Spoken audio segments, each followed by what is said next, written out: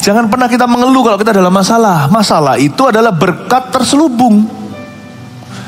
Anda nggak akan sangka dalam masalah lah keluar yang namanya berkat tidak terduga. Jadi jangan kita tuh dikit-dikit salahkan Tuhan, dikit-dikit kecewa, apalagi putus asa. Tahu nggak Tuhan itu izinkan problema di hidup kita itu untuk memberkati kita. Tapi jangan pernah berkata, seringkali orang Kristen salah ngomong sih. Tuhan mencobai aku. Tuhan kok mencobai loh? Tuhan gak mencobai siapa-siapa. Dan Tuhan juga tidak dicobai oleh siapa-siapa. Jangan berkata Tuhan mencobai. Tapi kalau Tuhan izinkan, pasti ada maksud di balik itu. Jikalau manusia punya pepatah ada udang di balik batu, Tuhan punya pepatah ada berkat di balik setiap pencobaan. Jangan takut, berikan tepuk tangan untuk Tuhan. Come on. Haleluya. Ya.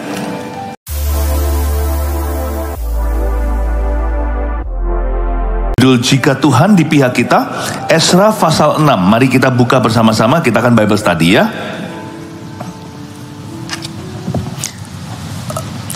Esra pasal 6 ya.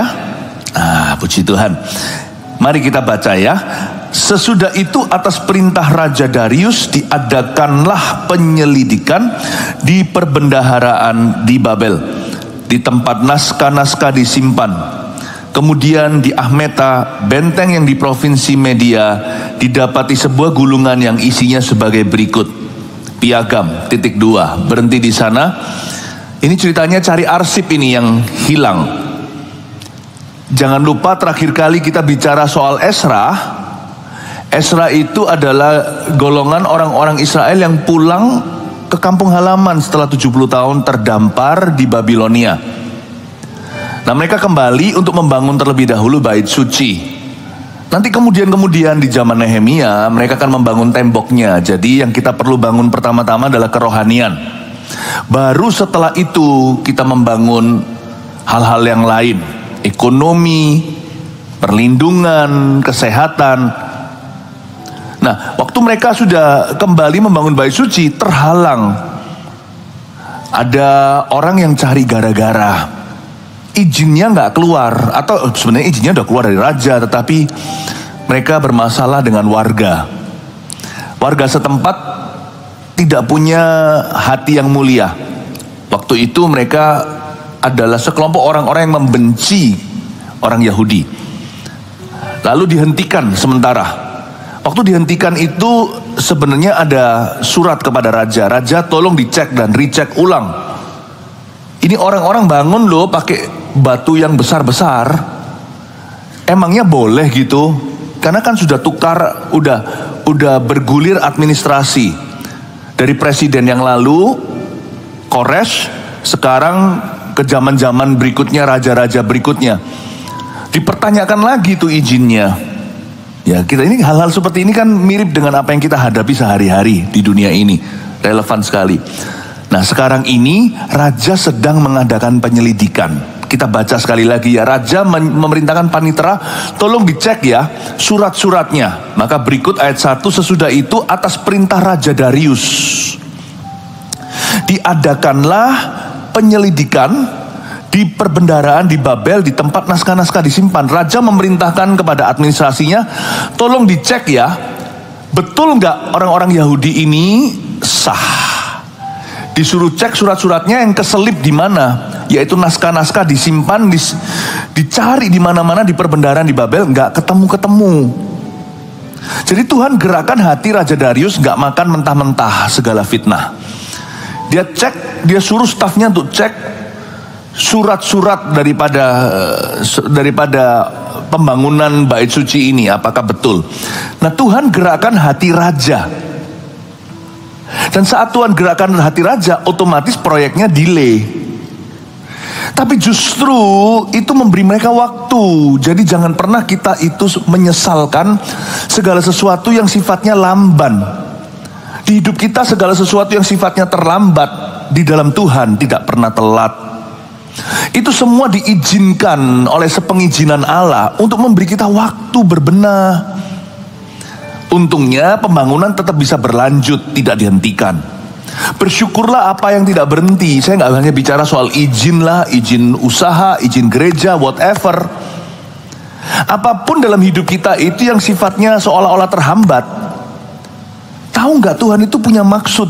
Daripada kita ngomel dan mengeluh, coba lihat, mungkinkah Tuhan itu memberi kita sebuah saat untuk kita membangun sesuatu yang selama ini kita abaikan karena terlalu sibuk atau terlalu fokus kepada sesuatu yang lain. Ini memberi mereka waktu. Ketika raja masih cari naskah, ya, masih menyelidiki surat-suratnya, mereka punya waktu. Nah, mungkinkah ketika kita diizinkan jatuh sakit, jangan sampai terjadi dalam nama Yesus. Mungkinkah untuk kita supaya bisa slow down? Atau misalnya kalau bisnis kita, pekerjaannya slow down hari ini kalau saya tanya sama jemaat, gimana usahanya? Ada yang berkata bagus, tapi tidak sedikit yang berkata iya, lamban. Mungkinkah supaya kita itu mulai berbenah? Mungkin di servisnya, mungkin ini waktunya bukan keluar modal banyak, tapi renovasi pelan-pelan. Mungkin enggak, kalau segala sesuatu sifatnya tidak se-convenient atau senyaman dulu, ini waktunya untuk kita memperhatikan keluarga dulu. Bangsa Israel tidak terhambat total. Memang betul-betul mereka itu tersandat jalannya, tapi justru mereka punya waktu. Waktu raja lagi cari naskah. Nah, nanti ya di ayat 2 naskah itu ketemu terselipkan di sebuah tempat yang cukup remote atau desa, di mana kemudian di Ahmeta ayat 2, benteng yang di provinsi Media. Ini bukan Jakarta, bahkan bukan Surabaya. Ini sudah pergi ke kota kabupaten mana. Bahkan ini di pedesaan. Itu mungkin adalah tempat peristirahatan raja, salah satu villa. Kemudian di Ahmeta, benteng yang di provinsi Media, didapati sebuah gulungan, ketemu. Apa yang Tuhan mau munculkan tidak bisa disembunyikan selamanya. Baik itu yang baik maupun yang buruk. Mari kita pelajari ini. Kalau Tuhan itu mau membuat namamu wangi, semua orang sikut Anda pun Anda pasti akan keluar the best kept secret atau rahasia yang terbaik abad ini. Jadi nggak perlu kita tuh cari muka, nggak perlu promosi diri. Kalau Tuhan yang meninggikanmu, semua orang kan tahu. Sekalipun Anda mungkin terselipkan di kabupaten mana. Siapa bilang semua yang terbaik itu harus keluar dari Jakarta maupun Surabaya atau mana atau kota besar? Nggak tentu. Hal-hal yang paling indah bisa muncul dari dunia ketiga, third world countries. Nggak segala sesuatu itu yang terbaik made in Amerika. Kadang-kadang made in Ahmeta. Memang itu namanya suratnya Kores itu kayaknya keselip. Nah, nyangkut di sebuah tempat yang tidak dikira, tapi raja itu sepenuh hati kalau mencari, karena digerakkan oleh Roh Kudus. Cari sampai ketemu. Ketemulah akhirnya, didapati sebuah gulungan yang isinya sebagai berikut. Ternyata surat yang sah yang keluar dari raja sebelumnya, yaitu Kores yang digerakkan hatinya untuk mengizinkan bangsa Israel pulang, ketemu akhirnya. Ketemu. Tapi juga berarti hati-hati ya, kalau Allah mau menyatakan dosa kita, Anda mau sembunyikan baik-baik, pasti ketemu. Berapa banyak di antara kita itu ingin menyembunyikan dosa? Kita punya kehidupan privat. Kalau Tuhan berkehendak untuk mempermalukan seseorang apabila dia tidak bertobat, orang itu mau sembunyikan baik-baik, ikan busuk pasti ketahuan. Anda mau bungkus rapat-rapat dengan aluminium foil, mau dikasih wangi-wangian parfum yang termahal, kalau perlu parfum-parfum yang kencang ininya baunya, aromanya, tetap akan tercium sampai kilometer jauh. Kalau Allah mau mewahyukan dosamu, mau lari kemana pun juga akan ketahuan. What God wants to unveil, no one can hide. Apa yang Tuhan mau nyatakan, jangan coba sembunyikan. Di Ahmeta pun ketahuan. Paham ya Bapak Ibu Saudara, apa yang kita bisa pelajari dari Esra? Nah, jikalau Tuhan di pihak kita, Oh, jangan takut. Jangan takut. Jangan takut Anda nggak dapat jodoh. Kalau Tuhan di pihak kita, jangan takut nanti. Mungkin klien-klien besar nggak melirik Anda, tapi suatu saat mereka akan antri. Jangan takut kalau Anda itu dihina sama orang. Kalau Tuhan di pihak kita, nanti dari Ahmeta, dari kabupatenmu mana, Tuhan akan meninggikanmu. Sebab promosi bukan datang dari kanan dan kiri. Makanya saya itu nyantai jadi orang. Saya nyantai. Saya nggak perlu cerita banyak tentang diriku. Cepat lambat, yang baik akan ketahuan, yang buruk akan ketahuan. Mendingan saya baik-baik sama Tuhan. Ya, mari kita baca sekarang suratnya berdemikian. Piagam ayat 3. Pada tahun pertama zaman Raja Kores, dikeluarkanlah perintah oleh Raja Kores mengenai rumah Allah di Yerusalem. Rumah itu haruslah dibangun kembali sebagai tempat orang mempersembahkan korban sembelian dan korban api-apian. Haruslah tingginya 60 hasta dan lebarnya 60 hasta. Luar biasa, blueprintnya semua akhirnya muncul. Detil-detilnya. Ini Raja Kores itu siapa? Supaya Anda tidak bingung ya. Raja Kores itu pendahulunya Raja Darius yang sekarang memerintah. Di ayat pasal 6. Raja Kores itu presiden pertama yang tergerak hatinya untuk mengatakan orang Yahudi boleh pulang. Raja Kores ini dinubuatkan jauh hari, 150 tahun sebelum dia lahir. Dia sudah dibuatkan oleh Yesaya. Luar biasa Tuhan kita. Bahkan namanya disebut Koresh. Atau bahasa Inggrisnya Cyrus. Dan dia menulis bahwa rumah Allah di Yerusalem harus dibangun kembali. Saya kok dapat tiga kata ini ya. Ini seperti rema dari cerita ini untuk kehidupan Anda. Konteks kita beda-beda tetapi pesannya sama. Ya, seperti Raja Kores digerakkan untuk memerintahkan. Tuhan sudah mengeluarkan sebuah titah, apapun kondisi yang Anda hadapi. Ekonomi, kesehatan, rumah tangga, apapun juga. Ada 3 kata ini muncul waktu saya baca ayat ini. Ya, satu return, kembali. Tuhan pasti akan memulihkan Anda. Return. Repopulate. Mengisi kembali. Memenuhkan populasi and rebuild, bangun lagi. Jadi di sini mungkin jaga-jaga ada orang-orang yang sudah jauh dari Tuhan, return kembali. Itu perintahnya Kores. Ini surat yang diketemukan, mungkin Kores waktu ini sudah mati. Yang kedua, repopulate. Kalau Anda merasa hari ini sepi, hari ini kosong lagi, kembali diisi. Tuhan tidak pernah ungkit-ungkit masa lalumu, repopulate, will you? Ya, mulai repopulate, rebuild, bangun kembali, bahkan di tempat reruntuhan yang sama. Jangan ada trauma. Hari-hari ini di tahun mimpi dan penglihatan, jangan jadi makhluk trauma ya. Trauma itu tidak membawamu jauh dalam rencana Allah. Iman yang membawa kita jauh. Percaya lagi, rebuild, bangun lagi, bangun kembali. Ya, ayat 4. Dan haruslah dipasang 3 lapis batu besar-besar. Ternyata sudah tertulis dari surat sebelumnya. Dipasang 3 lapis batu besar-besar dan 1 lapis kayu. Biayanya harus dibayar dari perbendaharaan kerajaan. Nah, tahu rasa nih sekarang orang yang melaporkan. Malah sekarang disuruh mendanai. Saya jadi ingat ayat di Yesaya 54. Setiap senjata ditempa melawanmu tidak akan berhasil. Itu janji Tuhan kalau Tuhan menyertai dan jikalau Tuhan di pihak kita. Bahasa Inggrisnya bagus. Ya. No weapons formed against you shall prosper. Tidak ada senjata yang ditempa melawanmu akan berhasil. Coba saya main dengan kalimat sedikit, tidak mengubah arti atau maknanya, malah menambahkan sesuatu dalam pikiran kita.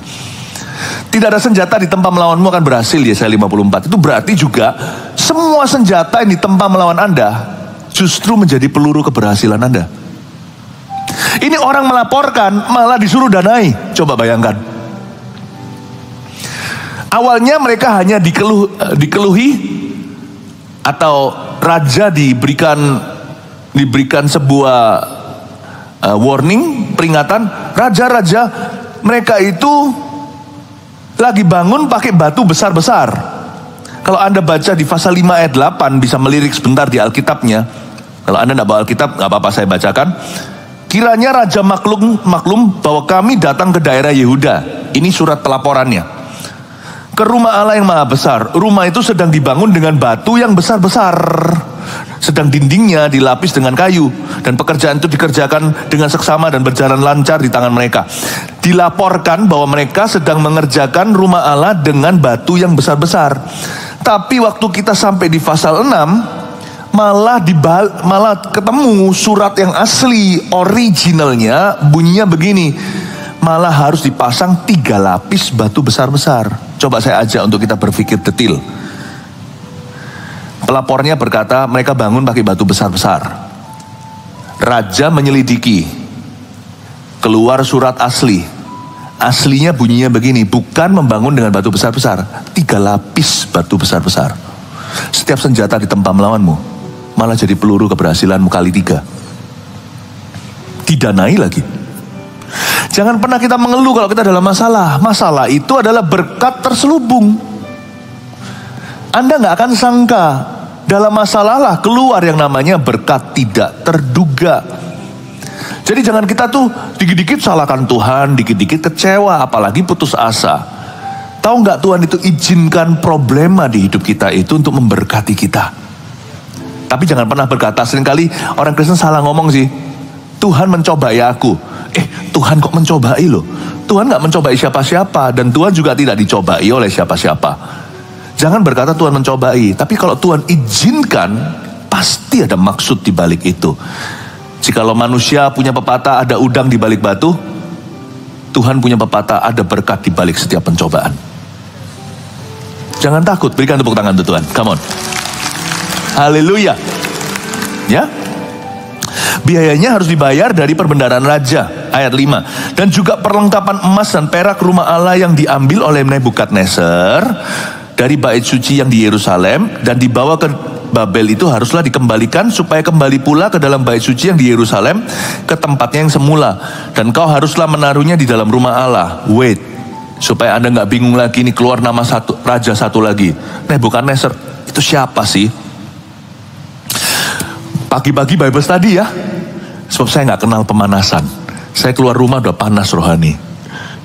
Jadi gak ada yang ibadah pertama itu slow down dulu, itu gak ada. Saya gak ada, saya langsung tancap gas. Sekali khotbah detailnya harus 100 km per jam. Kita gak punya waktu. Ngapain buang-buang waktu? Ya, saya ajak kita mikir. Sedikit history sejarah. Karena kita banyak.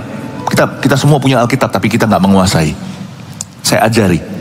Supaya kita lebih familiar dengan nama-nama di sini.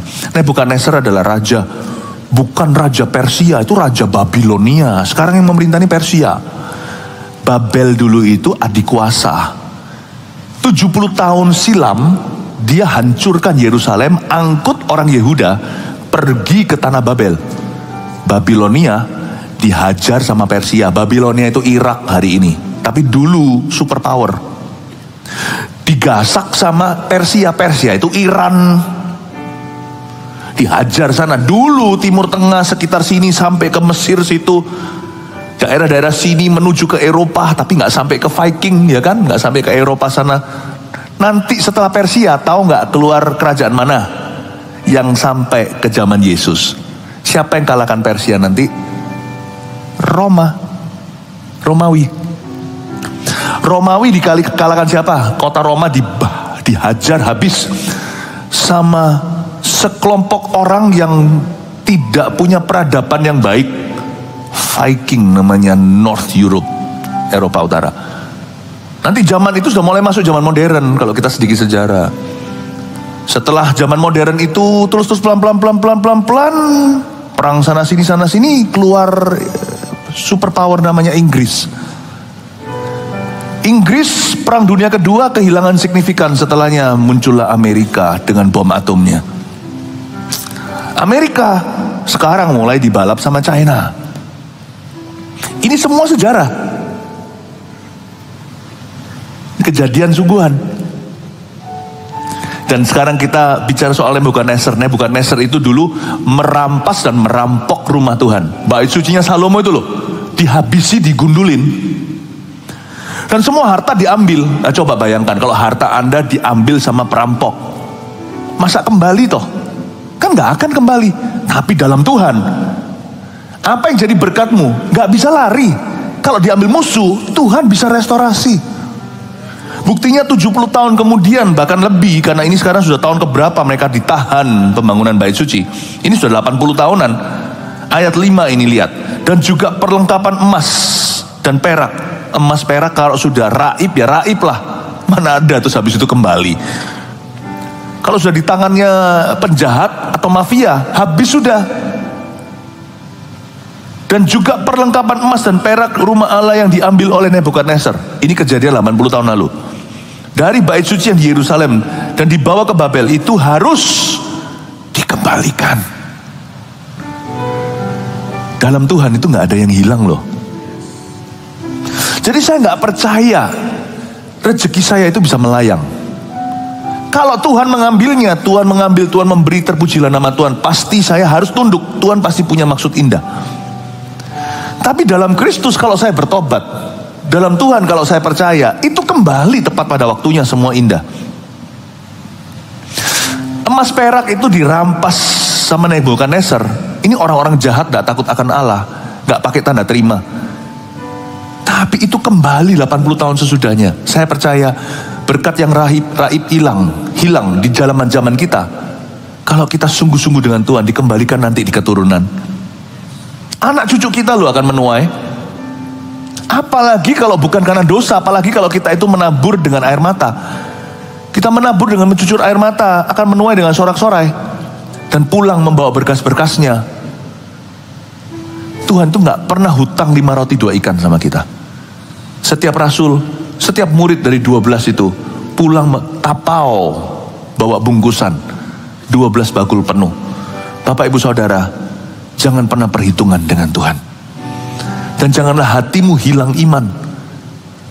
Apa yang hilang kalau Anda hari ini hidup di dalam Kristus, semua itu pasti akan dikembalikan suatu hari. Berikan tepuk tangan untuk Tuhan. Ya, ayat 6. Oleh sebab itu, hai Tatnai, bupati daerah seberang sungai Efrat, ini yang memberikan pelaporan, seorang bupati, dan Syetar Bosnai serta rekan-rekanmu, para punggawa daerah seberang sungai Efrat, hendaklah kamu menjauhkan diri dari sana. Disuruh, jauh-jauh ya, jangan cari masalah sama mereka. Biarkanlah pekerjaan membangun rumah Allah itu. Bupati dan para tua-tua orang Yahudi boleh membangun rumah Allah itu di tempatnya yang semula.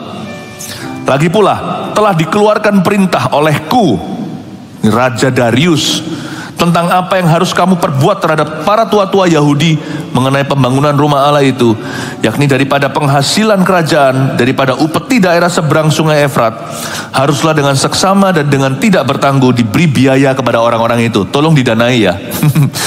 This is so sweet. Dan apa yang diperlukan, yakni lembu jantan muda, domba jantan, anak domba untuk korban bakaran bagi Allah semesta langit, juga gandum, garam, anggur, dan minyak menurut petunjuk para imam yang di Yerusalem. Semuanya itu harus diberikan kepada mereka hari demi hari tanpa kelalaian. Dalam bahasa Inggrisnya without fail. Ya, supaya mereka selalu mempersembahkan korban yang menyenangkan kepada Allah semesta langit dan mendoakan raja serta anak-anaknya. Ayat 10. Raja diberi rasa takut. Raja sendiri belum percaya, tapi raja gak berani cari gara-gara. Dia berkata, ini orang-orang ada sesuatu yang istimewa. Raja itu berbuat baik kepada orang Yahudi dengan harapan supaya raja dan serta anak-anaknya, pangeran-pangeran, didoakan oleh gereja. Dahsyat ya, rasa takut akan Allah itu bisa hinggap dalam diri hati orang yang belum percaya.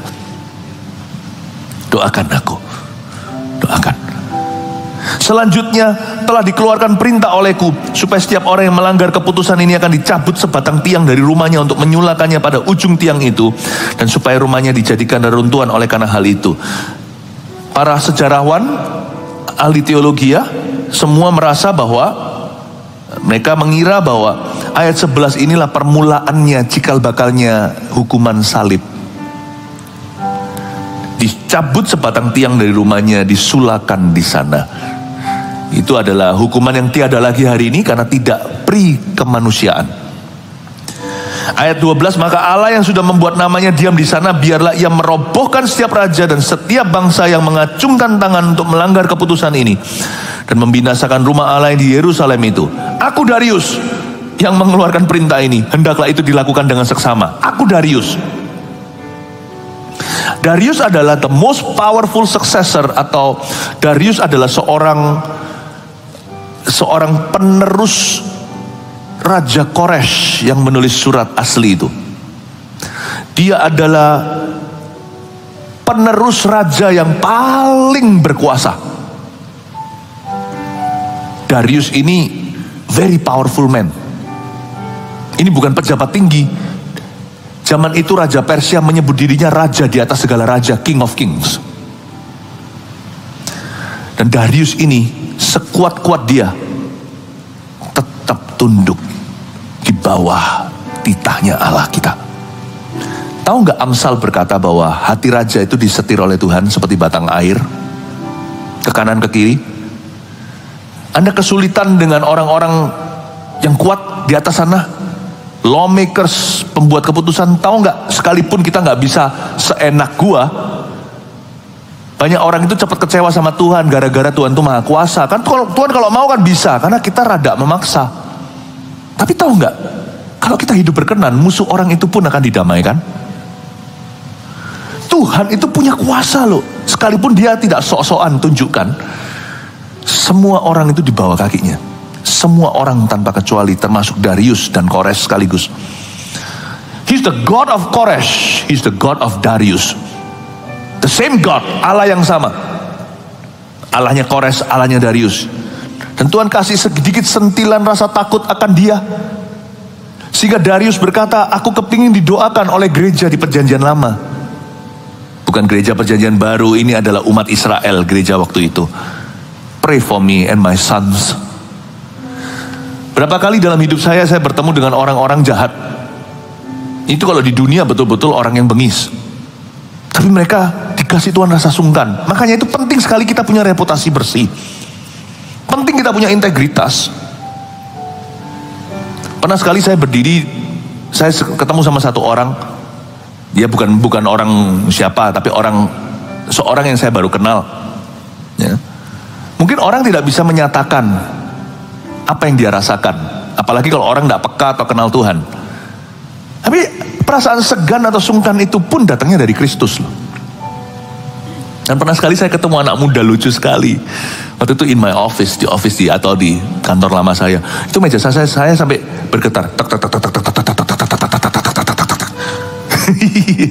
Saya tanya, ada apa? Kenapa kamu bergetar gitu? Ada urusan sesuatu sih. Kalau nggak salah waktu itu soal pekerjaan, bukan konseling atau bukan pelayanan, tetapi itu urusan ketemuan untuk saya perlu cek sesuatu, ya kan? Outsourcing sesuatu apa, saya ketemuan. Saya tanya kenapa, lalu dia ngaku, saya takut dibaca dosanya. Luar biasa, masa saya bisa baca segalanya toh? Come on lah, ya kan? Saya nggak maha tahu, tetapi ada baiknya kita anak-anak Tuhan itu punya reputasi bersih. Kita tuh punya integritas. Karena itu menciptakan rasa takut akan Allah dalam diri orang lain. Dan itu nanti benefitnya indah. Besar sekali benefitnya. Apapun yang kau perbuat akan berhasil. Karena itu jangan kompromi. Oh, dunia ajak kita untuk ngelobi supaya apa? Supaya nanti dapat tendernya atau supaya nanti dapat jobnya. Enggak lah, percayalah, enggak lah. Memang bisa, saya ngerti di dunia ini apapun bisa. Tapi ujungnya kalau mau long term, kalau kita mau jangka panjang segala sesuatu apapun itu, gak bisa enggak. Manusia akan kembali kepada orang yang bisa dipercayanya. Harga bisa banting sedikit ke kiri ke kanan. Orang sana mau jual rugi misalkan. Gak apa-apa. Cepat lambat mereka akan kecewa. Akan kembali ke sini yang beda tipis 11-12, tapi saya nggak bisa banting lebih dari itu. Karena saya harus terus terang sama dirimu. Aku tidak punya maksud tersembunyi ya. Kalau lebih dari ini, ngapain kerja kalau rugi? Tapi orang kan kembali karena dia happy. Jadi jangan pernah Anda itu dan saya mengira bahwa atau karena paras kita pasti dapat jodoh. Bisa cantik sebulan, Tapi kalau annoying, bukan anointing, 7 bulan kemudian udah langsung putus hubungan. Tampang itu kita perlu merawatnya, tapi bukan segala sesuatu. Langgengnya hubungan nanti itu karena karakter, my friend. Bangsa Israel itu punya karakter dipimpin Ezra. Makanya raja pun segan, yang laporkan pun sungkan. Bangunlah hidupmu di atas dasar reputasi yang baik. Amin. Pekerjaan selesai, pentahbisan rumah Allah dan hari raya Paskah yang pertama, ayat yang ke-13. Kemudian Tatnai, bupati daerah sebelah barat sungai Efrat, Syetar-Bosnai dan rekan-rekan mereka berbuat dengan seksama menurut apa yang diperintahkan Raja Darius. Wah, gak berani mereka tidak taat. Raja sudah bertitah. Para tua-tua orang Yahudi melanjutkan pembangunan itu dengan lancar, digerakkan oleh nubuatan Nabi Hagai dan Nabi Sakaria bin Ido. Mereka menyelesaikan pembangunan menurut perintah Allah Israel dan menurut perintah Kores, Darius dan Artasasta, raja-raja negeri Persia. Saya jelaskan ayat 14. Masih ikut sama saya ya? Ya. Ini yang disebut makanan keras. Makanan keras itu bukan dimarah-marahin. Makanan keras itu kontennya.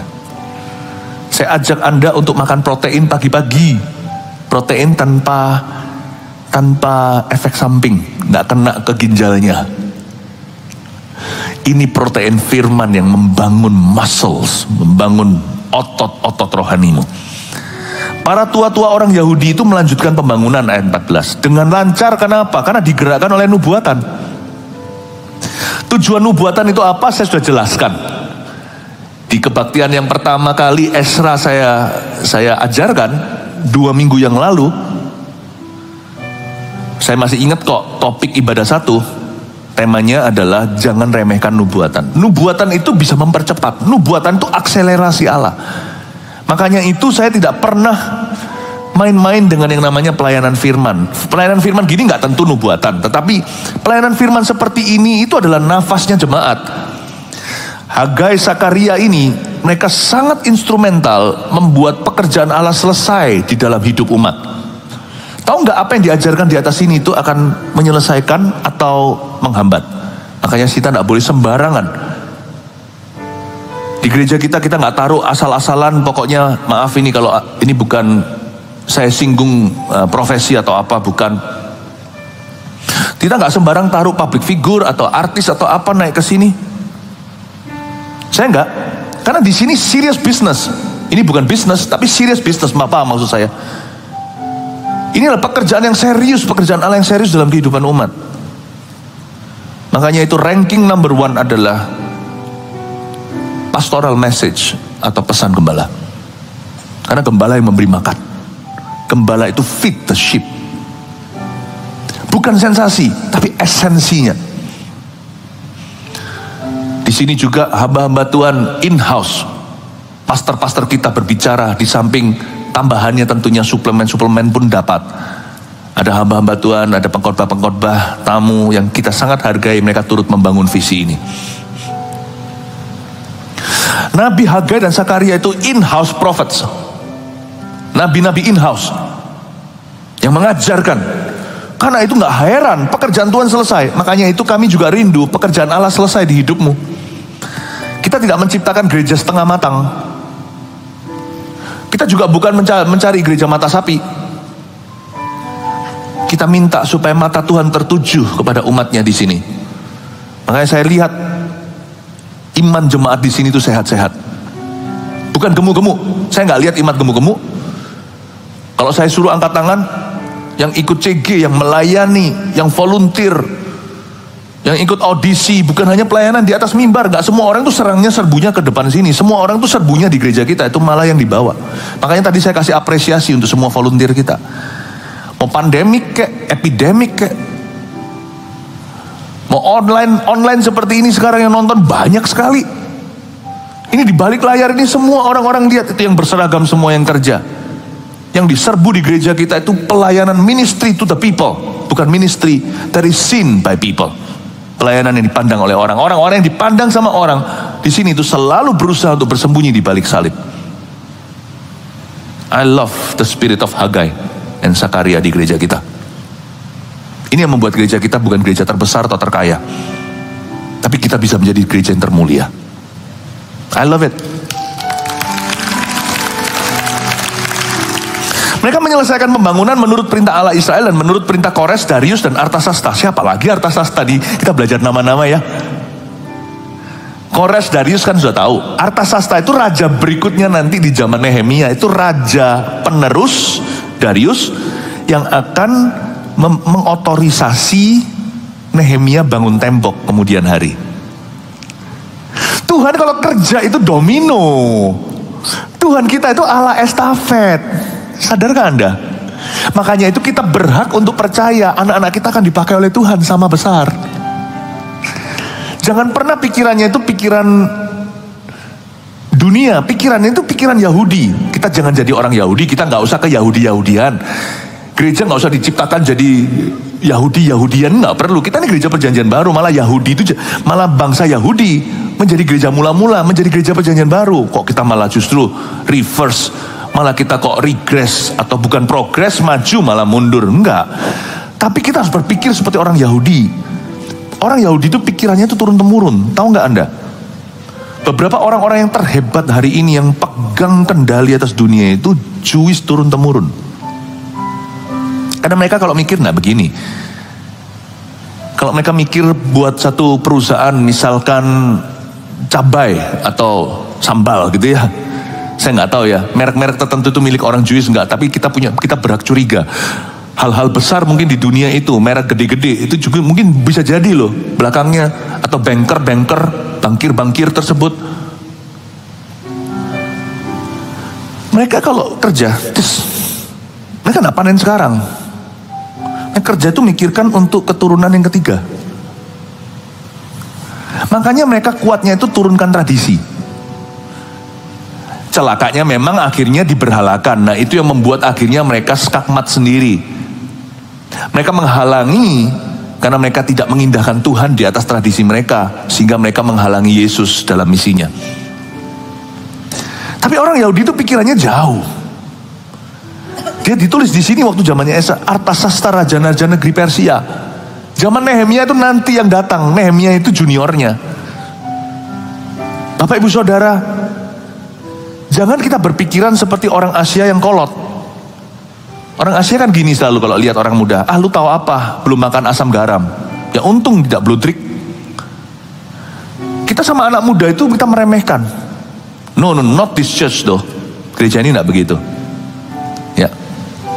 Kita sama anak-anak kecil, anak-anak muda. Ah, kamu tahu apa? Dan kita tidak mempersiapkan mereka. Lalu bahasa kita itu lebih melumpuhkan. Paham maksud saya? Kita tidak memahami dunia mereka, kita paksakan mereka memahami dunia kita. Saya hari-hari ini banyak ajarkan. Di zaman-zaman papa mama itu ada banyak generasi katrolan. Nggak sekolah pun jadi. Bayangin, generasi pendobrak. Jangan suruh anak Anda memahami dunia Anda. Suruh mereka sekolah. Karena dunia mereka beda. Zaman Artasasta bukan bangun bait suci. Bukan soal surat-suratan gitu lagi, notarisan. Zaman mereka itu sudah infrastruktur. Sudah diperlukan insinyur. Nehemia harus bisa bangun tembok loh. Itu tembok gak gampang dibangun. Tembok China misalnya. Itu kalau bukan dengan kemampuan. Jangankan tembok. Aspal aja bisa bolong-bolong karena dikorupsi bahan. Itu takarannya harus tepat. Bangun jalan tol juga gak mudah. Saya baru kembali dari Semarang. Mulus. Tapi kata orang saya gak pernah terus langsung jos ke Jakarta. Mungkin di situ ada geronjalan-geronjalan. Pokoknya buat apapun nggak boleh miskalkulasi. Nggak bisa. Jangan hanya berhenti di Kores dan Darius pikiranmu. Sampai ke Artasasta. Pikirkan tuh detil dan jauh. Ya. Ayat 15. Maka selesailah rumah itu pada hari yang ketiga bulan Adar. Yakni pada tahun yang ke-6 zaman pemerintahan Raja Darius. Tunggu dulu, saya ayat 15 itu ini mulai masuk ke tanggalan. Hari yang ketiga bulan Adar itu apa? Gampang, pokoknya gini aja. Ayat 15 saya rangkumkan. Sejak mereka itu resume work atau kembali, sejak mereka itu bisa kerja lagi bangun bait suci kan sempat terhambat sekian tahun.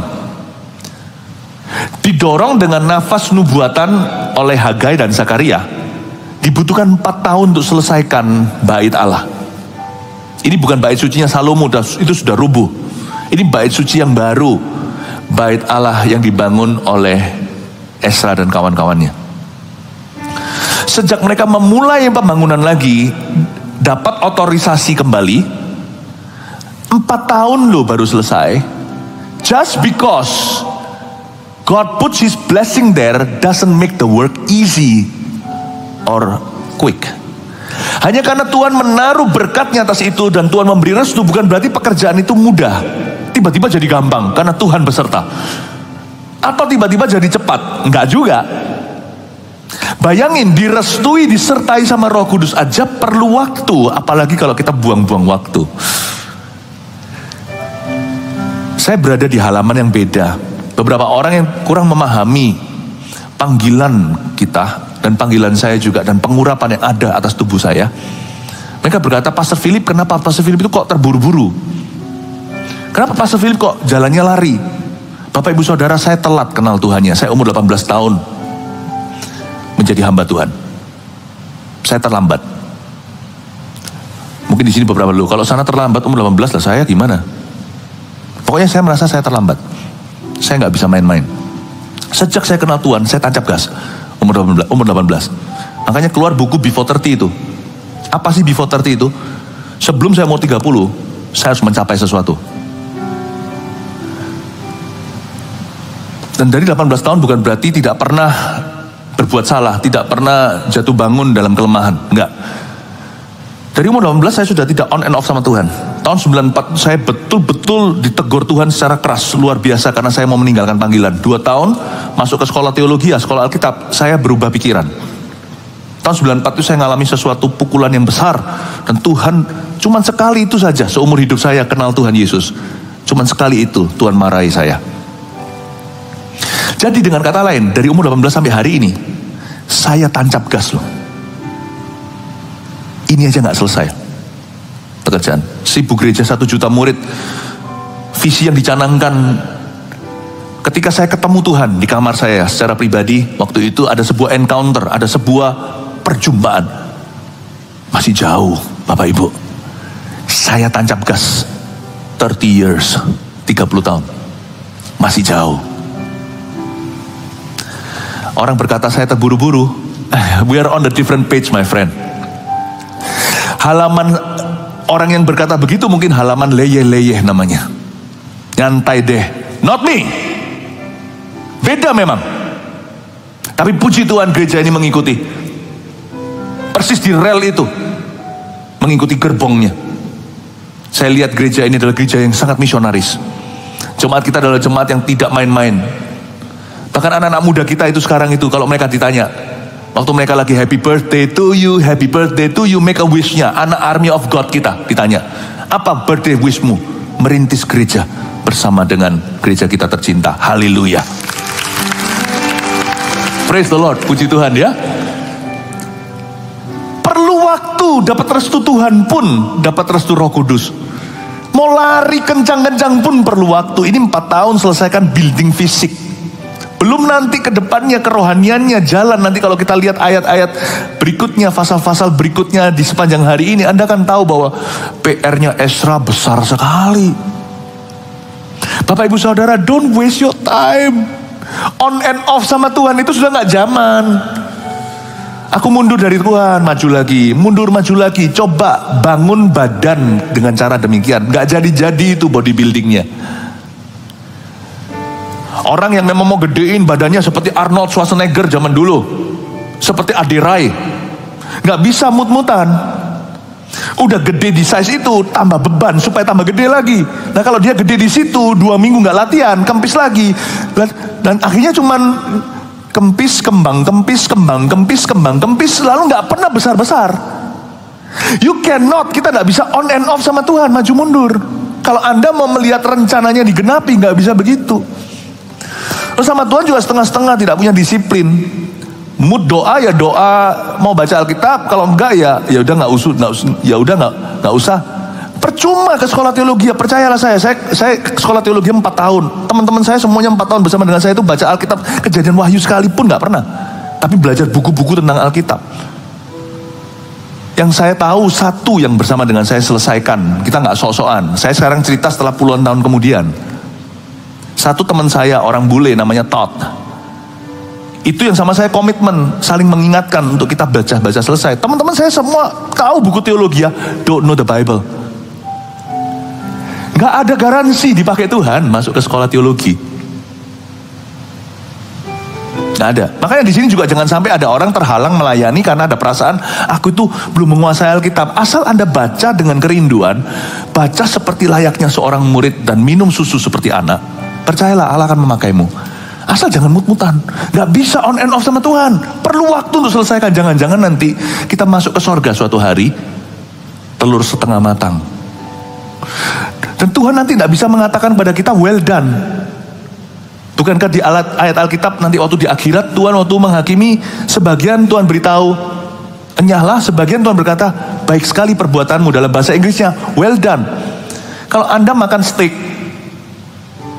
ya makan daging, ditanya sama waiter atau yang menyajikan, Bapak mau dagingnya seperti apa? Medium well atau well done?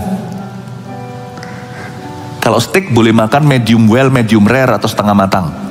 Kalau hidup jangan matangnya setengah, harus well done. Jangan-jangan nanti kita semua sebagian besar orang Kristen 99% pulang ke sorga sia-siakan kasih karunia. I'm no longer 18. Saya menuju 50 umur saya. Masih muda dibanding sebagian Anda. Tapi saya mulai jauh lebih dulu. Kemarin saya waktu di Semarang ketemu dengan beberapa orang-orang waktu kita dedikasi gedung. Ketemu juga dengan beberapa perwakilan pejabat dan sebagainya. Ada juga dari kekristenan, dari ini apa namanya organisasi. Selalu beritahu sama saya, wah, saya dengar pengaruhnya sudah sampai ke sini, tapi masih muda ternyata ya.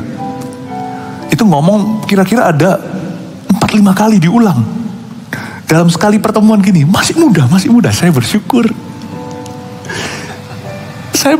Kenapa? Itu pujian. Tapi saya nggak perlu ceritakan, saya mulainya jauh lebih muda soalnya, dari belasan tahun.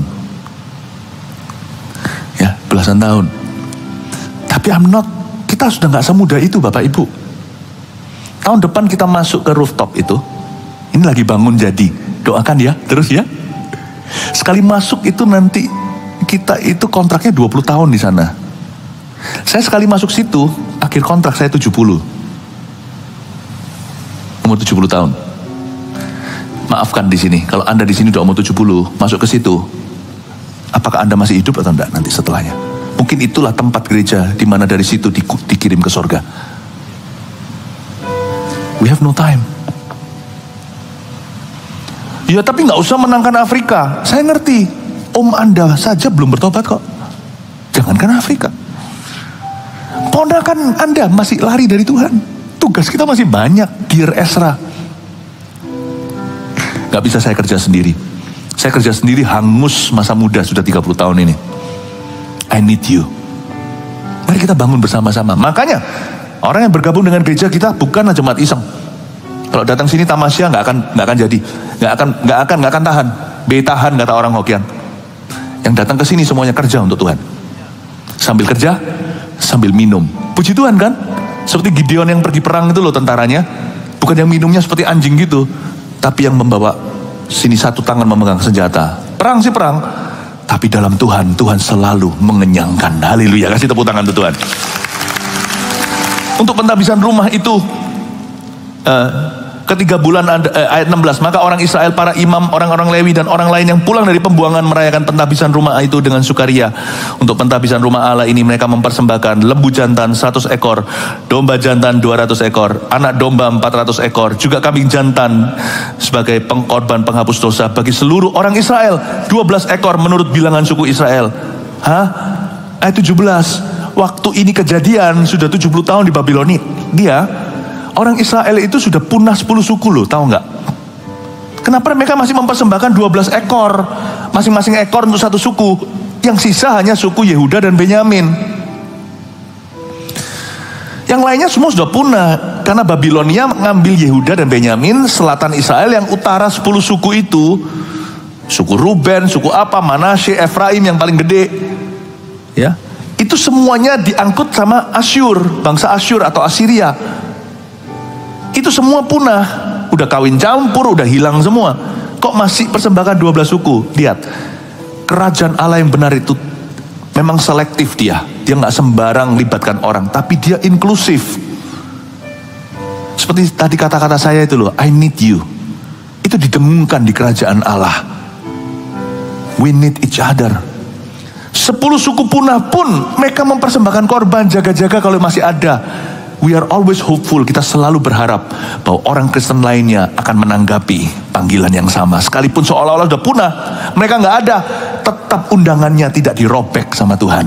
Tahukah, hari ini ada orang yang berkata, aku mau dipakai Tuhan, tapi sudah telat, aku sudah jatuh dalam dosa. Salah pikiranmu. Undanganmu tidak pernah dirobek sama Roh Kudus.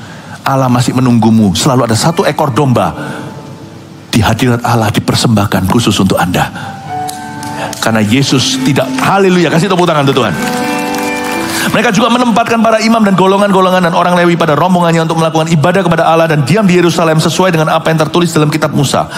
Dan pada tanggal 14 bulan pertama mereka yang pulang dari pembuangan merayakan Paskah. Karena para imam dan orang Lewi bersama-sama mentahirkan diri, sehingga tahirlah mereka sekalian. Demikianlah mereka menyembelih anak domba Paskah bagi semua orang yang pulang dari pembuangan dan bagi saudara mereka, yakni para imam, dan bagi dirinya sendiri. 2 ayat lagi.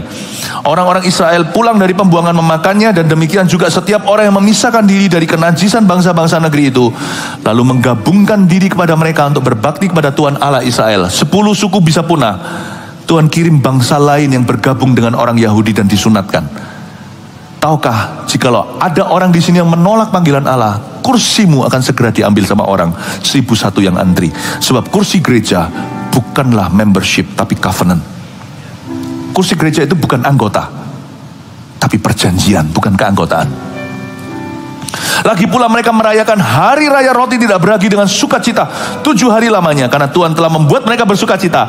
Ia telah memalingkan hati raja negeri Asyur kepada mereka, sehingga raja membantu mereka dalam pekerjaan membangun rumah Allah, yakni Allah Israel. Lihat itu, bekerja untuk Tuhan, kata orang Ambon, selalu manise. Dengan sukacita mereka, Tuhan membuat mereka bersukacita dalam pekerjaan mereka dengan sukacita 7 hari lamanya, karena Tuhan memalingkan hati raja negeri Asyur kepada mereka untuk membangun rumah Allah.